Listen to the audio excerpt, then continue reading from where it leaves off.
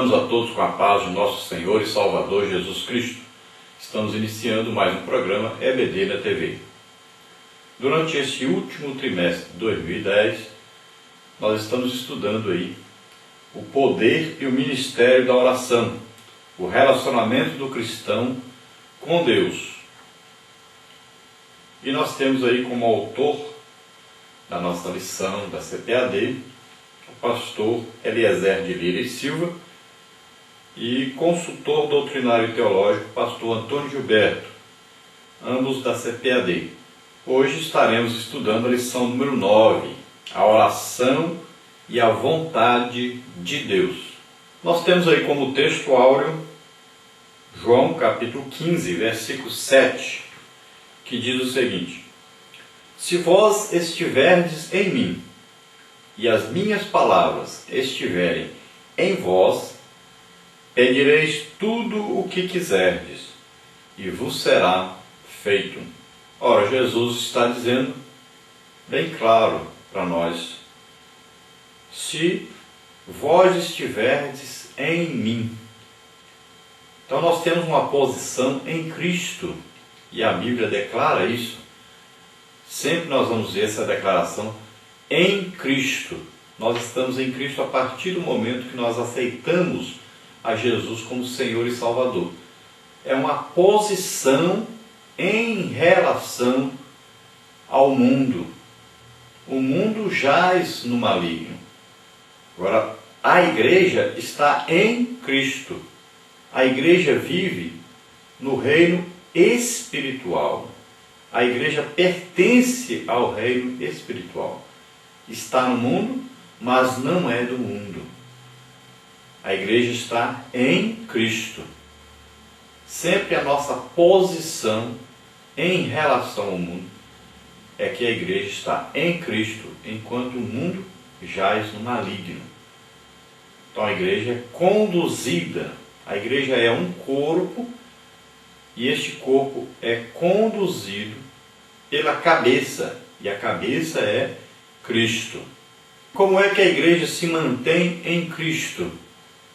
A igreja se mantém em Cristo porque está com o Espírito Santo. Enquanto o Espírito Santo morar em nós, enquanto o Espírito Santo morar na igreja, enquanto nós mantivermos a comunhão com o Espírito Santo, nós estamos em Cristo. Jesus diz: e as minhas palavras estiverem em vós. Então, que palavras? As palavras que Jesus falou, que Jesus ensinou, a própria palavra de Deus é a Bíblia. E esta palavra deve estar em nós. Deve estar fazendo um significado na nossa vida, está influenciando a nossa vida.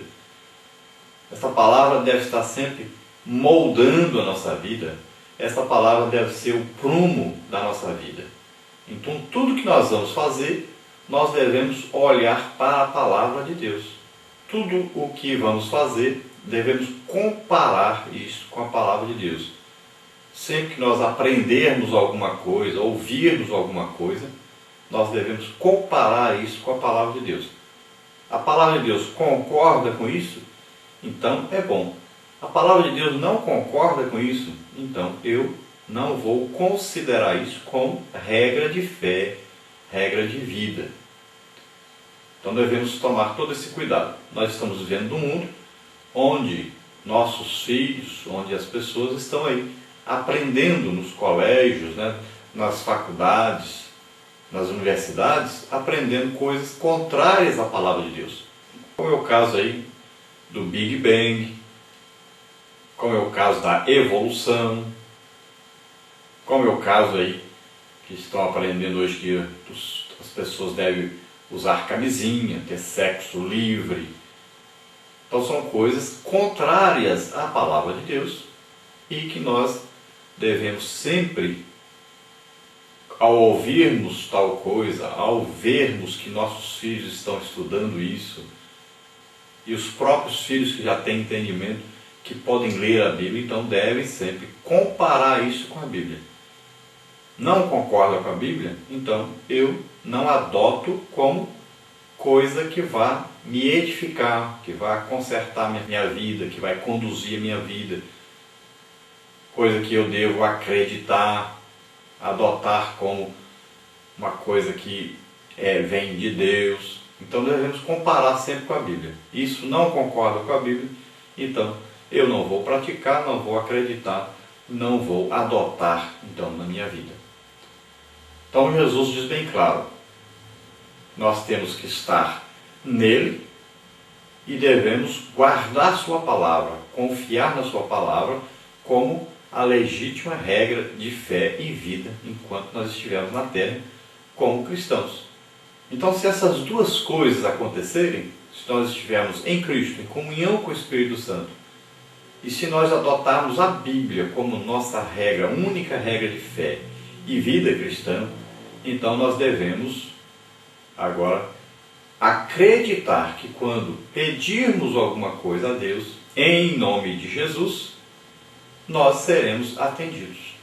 Agora veja bem, se nós não estivermos em Cristo, ou se a palavra de Deus não for a nossa regra de fé e vida cristã, ao pedirmos alguma coisa a Deus, esse pedido não estará de acordo com a vontade de Deus.